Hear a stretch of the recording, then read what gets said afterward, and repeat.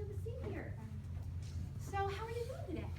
Honestly, I'm kind of freaked out a little bit. Oh, okay. Well, that does not sound good. So, tell me, what's going on?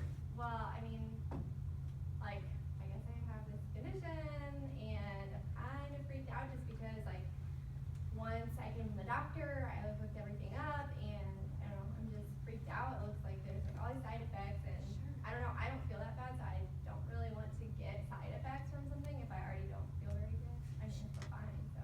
Sure. Well, I mean, it sounds like you're feeling a little bit overwhelmed and maybe like you don't totally need this medication. So, if it's okay, would it be okay if we just took maybe like 5 or 6 minutes, and I kind of like to address some of the concerns that you have, walk you through what the medication is, make sure that you're comfortable, so we're not just sending you out to take something you're not comfortable with. And the goal really is to make sure that you're comfortable with the medication and you know how to take it properly, and you're going to be able to do it effectively. So, would you have some time to be able to do that today? Yeah, I can talk now. Okay. So, just to start with, I know it sounds like you've done a lot of research. It's really great that you're so proactive about your health. Can I just ask, what did your doctor tell you this was for? It's for the diabetes. Okay, so you know that it's for diabetes. Yeah. And can you tell me how you understand what diabetes is? He told me, and then I just did some research about my insulin. It did, like, the chemical doesn't work right, I guess, in my body, and so the medicine's supposed to help get the sugar levels right and the insulin level right so that I can start feeling better. Yeah, absolutely. So you were right on target. So what happens with type 2 diabetes is that your body isn't producing a chemical, insulin, which you said, and so this medication is going to help make sure that your body is making the right amount so we don't have too much or too little sugar in your blood at any time, which can actually be a serious health issue. So how did your doctor tell you to take this medicine? I'm supposed to take 2 pills twice a day, and I think he said with food. Okay, yeah, absolutely. So you're going to spread them out over 12 hours, and that's really important because we definitely don't want your blood sugar to get too high or too low in between, because some of the things you were talking about earlier, your concerns can come up. So can you tell me about sort of a typical day for you? What does your schedule really look like? I get up in the morning, and I don't usually eat breakfast. I just have a couple cups of coffee with cream and sugar, and then I go to work, and then I teach, and then after that I eat lunch, but I normally don't eat anything until I have lunch, which is at like 11:30 or 12, and then I get home at like 4:30 or 5 at night, and then I have dinner, and I walk my dog. Okay. All right. So, with that in mind, looking at about 12-hour schedule, we'd like you to probably take it in the morning and in the evening. That's usually the easiest way for people to space it out. Okay. My concern is that because you don't have anything but coffee in the morning, I'm a little worried that it might upset your stomach a little bit. So let me just ask, how would you feel about adding something small? And it doesn't have to be like a giant meal, but even if it's just like a granola bar or a breakfast bar or something in the morning with your coffee, is that something you think you could do? Yeah, sometimes I have granola bars. I just do have more, I guess. Okay, so I think that would be really helpful, and anything that would help you remember to. So one of the strategies I like to recommend to patients is, especially taking a new medicine, it can be helpful that if you put it by like your granola bars or by your coffee in the morning, that might be an easier way for you to remember to take it as well. So just something for you to think about. Sure. Now it sounds like your biggest concern here is really side effects, and so you're feeling sort of overwhelmed by the risks that those pose. Yeah. Okay, so what were some of the side effects? What have you researched or heard about the side effects? Well, I feel like it's gonna make me sick with some of the things, and then this one I read that it could cause you to die. Like, why would I get prescribed something that's potentially could do that? I don't know. That's just like, I don't understand why my doctor would even give me that, especially when I don't feel that bad. You know what I mean? Like, I feel okay now. You're gonna give me a prescription that I could die. Okay, sure.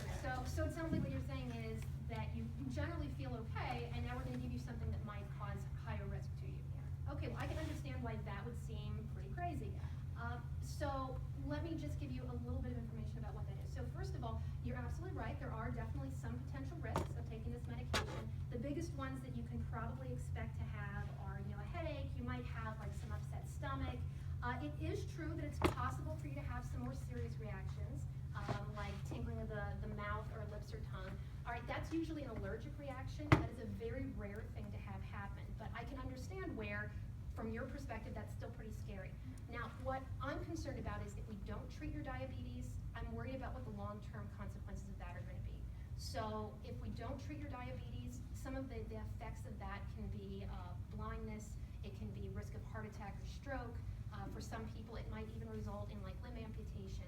And so those are really serious consequences that are pretty likely if we don't treat your diabetes. Okay. And when I look at, when I put that in contrast with what some of the risks and the side effects of the medication are, I'm concerned if we don't treat you that you might end up with some serious health effects. With that in mind, how do you feel about looking at that kind of balance there? I mean, I guess that makes sense. So if I have an adverse reaction, like you were saying something about tingling, like if Sure, yeah, absolutely. What do I do? So that's a really good question. So if you have things like just the headache or the upset stomach, a little bit of constipation, that you can call me if it's really bothering you. We can talk about some strategies to try to address that, okay? Now, if you're having the swelling of the lips or tongue, if you're feeling like chest tightness or you're having like a racing heart, those are things where I want you to call 911, so I want you to call 911 right away. That's a serious reaction. I want you to get to the hospital. Again, extraordinarily rare. I would not expect it to have it happen, but if it does, I want you to know what you need to do about it, okay? How many alcoholic drinks would you say that you have on any given day?